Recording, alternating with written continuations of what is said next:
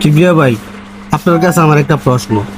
2-3 দিন আগে দেখছি সাইদ ভাইয়ের হসপিটালে দুইটা লোক ওনারে খুব ডাক্তার সাইজা মারার চেষ্টা করছে। এটার মূল সত্যটা কি? ধন্যবাদ, সুন্দর একটি প্রশ্ন। আমরা অনলাইনে অনেকেই বিভ্রান্ত হয়ে গেছি, বিশেষ করে আবু সাইদ নিজেও বিভ্রান্ত হয়ে গেছিল। আসলে ওই ডক্টরগুলা ছিল ইন্টার্নি ডক্টর। তো তারা হচ্ছে ডক্টরের যে ইউনিফর্ম আছে, অ্যাপ্রন আছে, সেটা সবসময় পরিধান করে না। তো ওই পরিবেশে তারা আবু সাইদের কাছে আসে। আসার পর তাকে যে প্রাথমিক ট্রিটমেন্টগুলো আছে সেগুলো করতে গিয়ে সে অনেকটা ভয়ভীত হয়ে যায় এবং সে অনেক চিল্লাপাল্লা শুরু করে দেয়। কারণ ব্যাপারটা যেহেতু ট্রেন্ডে রয়েছে, এটার ভেতর অনেক রাজনীতিও ঢুকে গেছে। সব কিছু মিলাই আবু সাইদ ভয় পাইছিল। সে ভয় থেকে ক্যামেরা অন করে অন ক্যামেরায় সে এই ধরনের আচরণ করছে।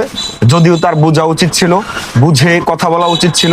এটা নিয়ে আমি নিজেও বিভ্রান্ত হয়ে গেছি। আমি সেই মুহূর্তেই ভিডিও আপলোড করি যে মানুষটাকে বাঁচানোর জন্য আমরা 20 কোটি মানুষ লড়াই করতেছি। বাংলাদেশের প্রত্যেকটা জেলা, প্রত্যেকটা অঞ্চলের কন্টেন্ট ক্রিয়েটররা লড়াই করে যাচ্ছে, সেই মানুষটার উপরে আক্রমণ কেন হবে? কিন্তু সবশেষে আমরা ঘেটে এটাই বের করলাম, ডক্টরগুলো ইন্টার্নি ডক্টর ছিল। এটা বিভ্রান্তি হওয়ার মতো কোনো কিছু ছিল না। তাহলে আপনার কথা অনুযায়ী যে এটা ঘটনাটা পুরোপুরি সত্য না, উনি ঘাবড়ানো কারণে এই কথাটা সত্য না, ঘটনা আবার মিথ্যাও না। মানে উনি ভয় পাইছে, হইছে একটা, উনি ভাইবা নিছে আরেকটা। আচ্ছা ভাই, আরেকটা প্রশ্ন আমার কাছে আপনার, যে এই আজকে হয়তো ভিডিও না, হয়তো 2-3 দিন আগে ভিডিওটা দেখছি আজকে। তো ভিডিওর মাধ্যমে ওনার যে ফান্ড কালেকশন হয়েছে, যে থটস অফ বিল্লাল ভাইয়ের যে মাধ্যমে যে ফান্ডটা কালেকশন হয়েছে, উনি কেন সাইদ ভাইয়ের কাছে দেয় নাই? আচ্ছা, প্রথমে ধন্যবাদ জানাবো গুরু বিল্লাল ভাইকে, কারণ উনি আমার সিনিয়র ক্রিয়েটর। ওনাকে নিয়ে আমি বাজে মন্তব্য করতে পারবো না, তবে টু বি অনেস্ট যেটা সত্য সেটাই বলার চেষ্টা করব। থটস অফ বিল্লাল ভাই, পারভেজ ক্যান্ডিড, প্রিন্স নাজমুল সহ ওনার টিম আবু সাইদের জন্য ফান্ড কালেক্ট করেছে। এখন ওনাদের যুক্তি অনুযায়ী আবু সাইদের 30 লক্ষ টাকার দরকার, 35 লক্ষ টাকা আবু সাইদ পেয়েছে।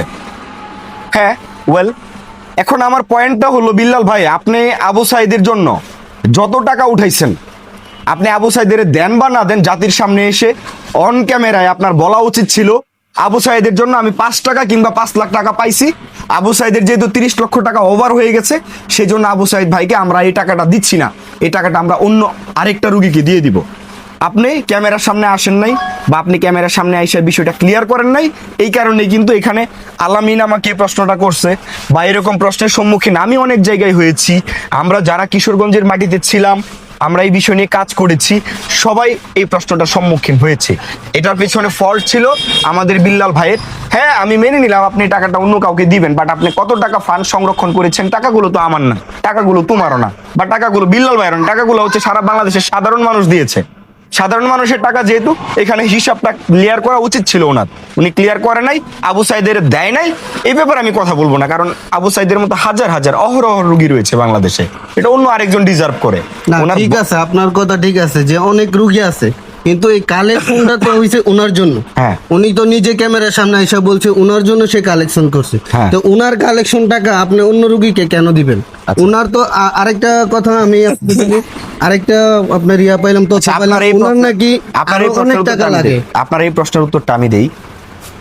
আপনি যে প্রশ্নটা করছেন যে এক রুগীর টাকা আরেক রুগীকে কেন দিব, টাকাটা কি রুগী নিজের বাপের জমি বিক্রি করে আয়না কাজ করতেছিল? না না না, এটা ঠিক আমি আছে। বলি, রুগী কি নিজের বাপের জায়গা জমি বিক্রি করে আয়না ট্রিটমেন্ট করার জন্য 35 লক্ষ টাকা কালেক্ট করছে? না। আজকে আপনি অসুস্থ, আমি ভিডিও বানাই, মানবিক ভিডিও বানাই, আমার কাছে বিভিন্ন প্রান্তের বিভিন্ন মানুষ আসে, আপনার অপারেশনের জন্য টাকা লাগবে হচ্ছে 10 লাখ, আপনি আমার কাছে আসলেন, আপনাকে আমি 10 লাখ দিয়ে দিলাম। এখন আপনাকে আমি 10 লাখ দেওয়ার পর আরো একজন আমার কাছে আসবে, আরো 100 জন আমার কাছে আসবে, আমি কি আমার নিজের বাপের বাড়ি ঘর বিক্রি করে এনে ওই রুগীগুলাকে টাকা দিব? এখন আপনার জন্য টাকা উঠছে 15 লাখ, আপনি আমার কাছে ডিমান্ড করছেন 10 লাখ, আপনাকে আমি 11 লাখ কেন দিব? না, আপনার কথাও ঠিক আছে, কিন্তু একটু আগে যে তথ্যটা পাইলাম, হয়তো 2 দিন আগের, আপনি যে কোত্থেকে ওনার পাইছেন নাকি তথ্য? আপনি কোত্থেকে ফেসবুক তথ্য থেকে পাইছেন? পাইছি ফেসবুকে কার মাধ্যমে তথ্য পাইছেন? যে ওনার নাকি আরো টাকা প্রয়োজন। মানে আপনি কি নিজের চোখে দেখছেন? আমি ফেসবুকে দেখছি। নিজের চোখে দেখছেন? ফেসবুকে নিজের পোস্টটা কোথায় বের করেন আমার দেখান। পোস্টটা আমার ফোনে, ওই ফোন দিয়ে ভিডিও হইতেছে। আচ্ছা, এই পোস্টটা আপনি শো করবেন। ওকে, আচ্ছা ভাই, আপনার আপনাকে মেয়ে অনেক- আপনার ভিউজের দরকার, বুঝছেন? আপনার ভিউজের দরকার, এই জন্য আপনি উল্টাপাল্টা কথা বলতেছেন।